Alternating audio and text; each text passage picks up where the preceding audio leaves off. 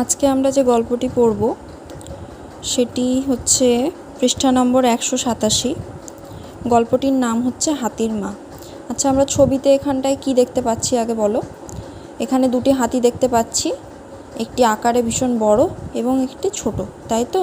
আর এখানটায় জল দেখতে পাচ্ছি, আর আশেপাশে দেখে মনে হচ্ছে এটি জঙ্গল, তাই তো। হাতিরা সাধারণত জঙ্গলেই থাকে।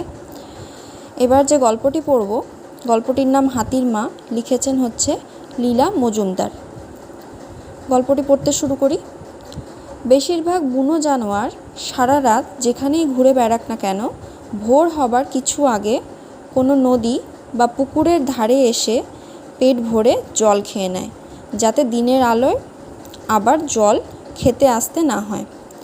বুনো জানোয়ার আমরা কাদের বলি? বুনো জানোয়ার আমরা সেই সমস্ত জন্তুদের বলি যারা বনে থাকে, বন্য পশু, তাই তো। যেমন কি হতে পারে? হাতি ছাড়া, এখানে হাতির ছবি যেহেতু দেওয়া আছে, এরা বনে থাকে। হাতি ছাড়া তোমরা ভাবো, হতে পারে সিংহ, বাঘ, তারপর হরিণ, যে কোনো পশু যারা বনে থাকে তাদেরকে আমরা বুনো জানোয়ার বলি। তারা সারা রাত এখানে সেখানে ঘুরে বেড়ানোর পর ঠিক ভোর হবে তার একটু আগে তারা কি করে, আশেপাশে কোনো নদী বা পুকুর যা কিছুই থাক না কেন সেখানে এসে পেট ভরে জল খেয়ে নেয়। কেন? কারণ দিনের আলো যখন হবে তখন যেন তাদেরকে জল খেতে আসতে না হয়। কারণটা কি? কারণটা পরের লাইনে দেওয়া আছে। কারণ দিনের আলোয় দেখা দেওয়া মানেই নিতান্ত অসহায় অবস্থায় শত্রুর চোখে পড়া। দিনের আলো হলেই তো শত্রু, মানে ধরো কেউ ঘুরতে গিয়েছে জঙ্গলে, বা কেউ কোনো মানুষ বা শিকারিও বলতে পারি, যারা শিকার করতে যায়, মানুষ মানেই তো তাদের শত্রু। মানুষ ছাড়াও আর যারা আছে, যে সমস্ত পশুরা এক পশু আরেক পশুকে খায়, তারা তো হচ্ছে তাদের শত্রু। তো তাদের চোখে দিনের আলোয় ধরা দেবে, আর রাতের অন্ধকার হলে তো সেই আলোয় দেখতে পাবে না কেউ, তাই তারা রাত্রেবেলা জল খেতে যায়, মানে অন্ধকার অবস্থায় জল খেতে চায়। দিনের আলোয় তারা জল খেতে চায় না, এড়িয়ে চলে। তাই ভোর আর সন্ধ্যা হলো ওদের জল খাবার উপযুক্ত সময়। তাই কখন তারা জল খেতে যায়? ভোরবেলা আর সন্ধ্যেবেলা, যখন অন্ধকার থাকে। এই সময়গুলো কিন্তু ছবি তোলার পক্ষে খুব ভালো নয়। ছবি তোলার জন্য আমাদের ভালো লাইটের দরকার পড়ে।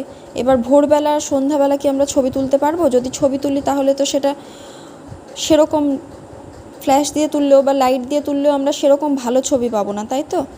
তো এই ভোরবেলা আর সন্ধ্যাবেলা ছবি তোলার পক্ষে ভালো নয়। সুখের বিষয়, সব জানোয়ার সেই নোনা পাথরে দু এক চাটন দিয়ে যায়। তাদেরও শরীর রাখার জন্যে নুনের দরকার হয়। কিন্তু সুখের বিষয় কি, যে সেই সমস্ত জানোয়ার নদী বা পুকুরের ধারে যে সমস্ত নোনা পাথর থাকে সেখানে দু এক চাটন দিয়ে যায় তাদের শরীর ভালো রাখার জন্য। আমাদের শরীরে যেরকম ঠিক রাখার জন্য সমস্ত কিছু উপাদানের দরকার হয়, আমরা লবণ খাই, মিষ্টি খাই, সব কিছুই খাই, তো সেরকম পশুদেরও দরকার পড়ে, পশুদেরও শরীরে লবণের দরকার পড়ে। তো লবণ তো আমরা যেমন আমরা খাবার রান্না করি সেখানে আমরা লবণ দিয়ে খাই, তারা তো আর সেরকম তরকারি রান্না করে লবণ দিয়ে খায় না। তাদের এই নোনা পাথর থেকেই যা লবণ পায় সেখান থেকেই তারা শরীরের লবণের চাহিদা মেটায়। একবার আমাদের এক ক্যামেরাম্যান বন্ধু কারো কাছে একটা ছোট জলাশয়ের কথা শুনেছিল। তার পাশে নোনা পাথরও ছিল।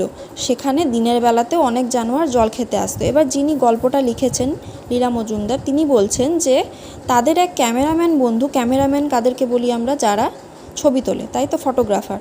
ক্যামেরাম্যান বন্ধু কারো কাছে একটা ছোট জলাশয়ের কথা শুনেছিল, যেখানটায় জল থাকে সেটাকে আমরা জলাশয় বলি। নদী, পুকুর সমস্ত কিছুই জলাশয়। ছোট একটা জলাশয়ের কথা শুনেছিল, তার পাশে নোনা পাথরও ছিল, সেটাও শুনেছিল, এবং সেখানে দিনের বেলাতে অনেক জানোয়ার কী করতো? জল খেতে আসতো।